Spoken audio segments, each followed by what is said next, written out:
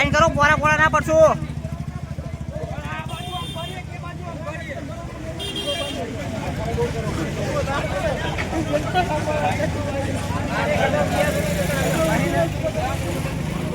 જે આયોજન જે કરવામાં આવ્યું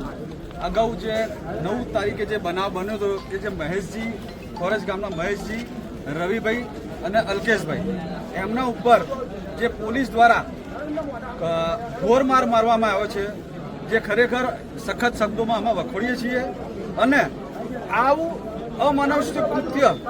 જે કોઈ ઢોરને પણ ના મારે એ રીતે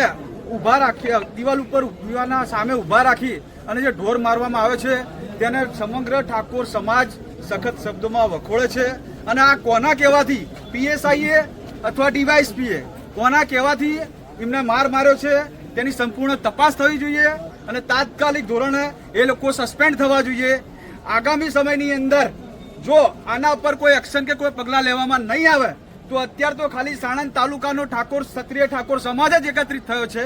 પણ જો આગામી સમયની અંદર આના પર એક્શન લેવામાં નહીં આવે તો સમગ્ર ગુજરાતનો 40%થી વધુ વસ્તી ધરાવતો સમાજના ઉપર આવું અન્યાય અત્યાચાર થાય છે તો એ અમે સાખી લેવામાં ક્યારેય આવશે નહીં. અને 40%થી વધારે સમાજ જો સાણંદ તાલુકાની અંદર એકત્રિત થશે તો તેની કાયદાની સ્થિતિ કથળશે અને